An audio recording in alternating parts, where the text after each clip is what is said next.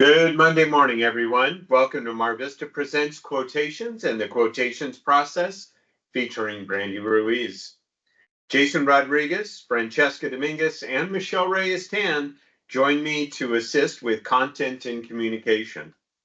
Please note that all microphones have been silenced, but the chat feature is available to you.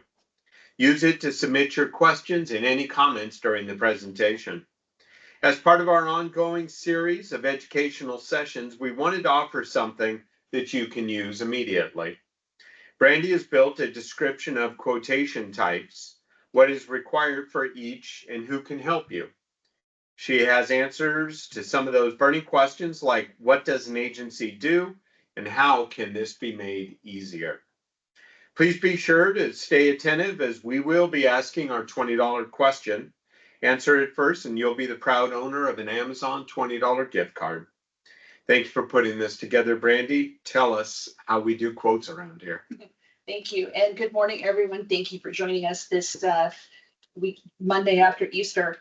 Today's discussion, as we mentioned, is on the quotation process, the types of quotations, what the agent's role is in that process, what information is needed to get you a quote, and why that information is important. The goal of today's discussion is to help make sure the quotation process is as smooth, easy, and fast as possible so you have the best chance to secure that order and maximize your time and effort in it. I hope this gives you some insight into the process, not just for working with our agency, but other lighting agencies and maybe even providers of other materials you need to order. So to start off, let me talk a bit about the agent's role in the quotation process. As you know, manufacturers hire agencies like ours to represent them as their sales force. Each agent then has a territory where they communicate with the specifiers, architects, engineers, distributors, and contractors in an area regarding the products made by the manufacturer they represent. Each manufacturer has terms they set with the agency, and one of those terms is how to determine who has pricing control. It may be based on where the product is located, or sometimes on where the specifier is located. Don't worry, you don't need to know which terms apply.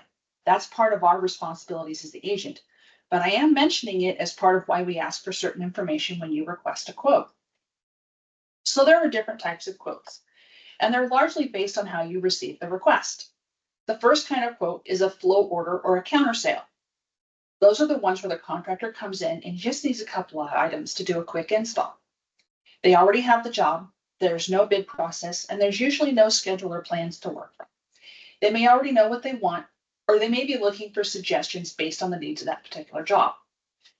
The second kind is a design build. This is a project the contractor already has and is making recommendations to the owner about what to use on the project.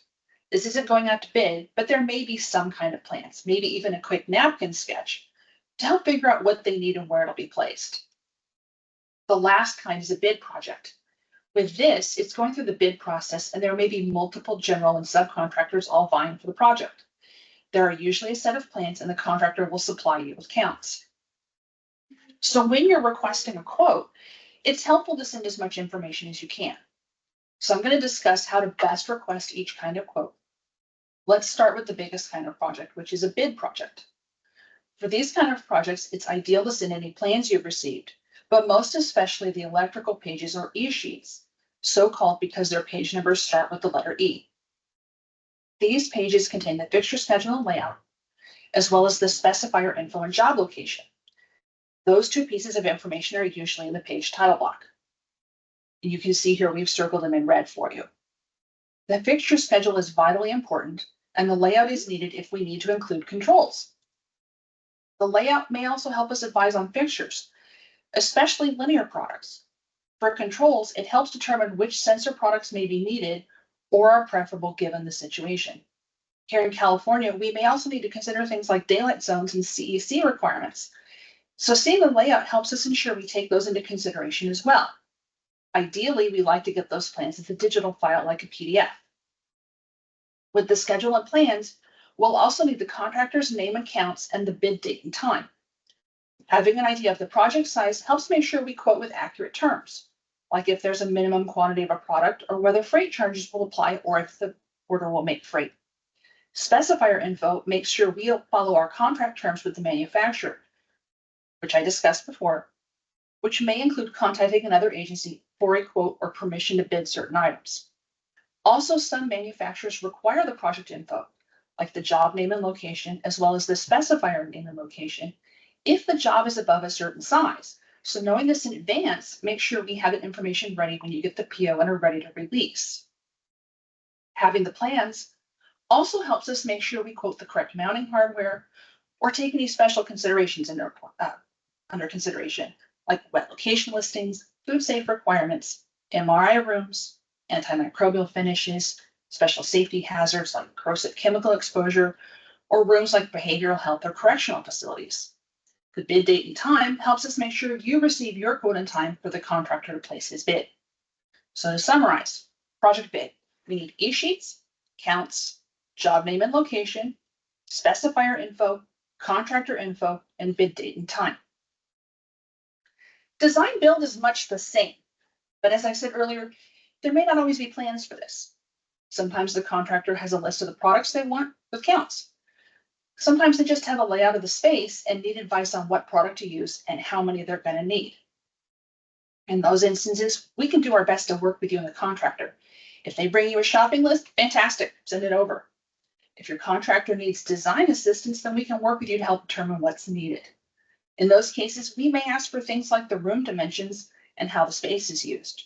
Or if it's on an exterior, like lighting up a parking lot, we may ask for the address because Google Earth can give us a great idea of the parking lot layout, as well as the location of the existing lighting, which is important if we're mounting to the existing poles, or if we need to be extra mindful of light trespass onto neighboring properties.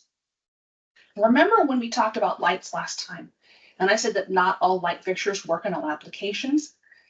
Knowing what the space is, how it's going to be used, and how big or small it is, gives us an idea what products to recommend and how many may be needed to light that space and control it appropriately. So, for a design build, send us everything you can, whether that's a list of part numbers and counts, or the project details and the signal flare for help. We can get you moving in the right direction. The more information you send in the beginning, the faster we can respond. Last and certainly not least, are counter sales and flow orders. If they're looking for something you don't already stock, then you probably need a quote. Maybe you're replacing something that stopped working, or it's outdated, or something got damaged and you need to replace it. They and you may not even be entirely sure what to offer. If they have a complete part number, that's fantastic. We may have to update it if the fixture part number has been updated, but it gives us a great starting point. If they just have an idea of what they need, say a flat panel or an exit sign, then giving us a list of requirements helps us head in the right direction. If they have a photo, we can work with that, though a photo with a tape measure or ruler in the photo will be especially helpful to make sure we quote something the right size and scale. If you need a recommendation, then we need to know as much about the fixture as possible. What kind is it? What size? How will it mount? How much light does it need to produce? Does it need a particular distribution pattern? Does it have any other special requirements? Do we need it to be wet location? Is the plenum height restricted? Is there a special finish we need to match? Do we need something that can ship from stock or that they can pick up at will call? Or are they willing to wait? So floor orders and counter sales, send us everything you can. The more we know, the less we need to ask. And with that, I'm going to wrap up my discussion on quotations with a reminder. This is our quotation team.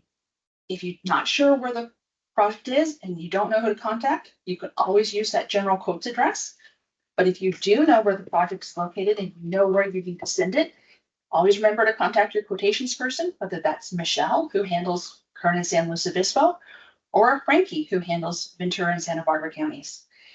I want to thank you for your time joining us and open the floor up to questions in case you have any. Thank you.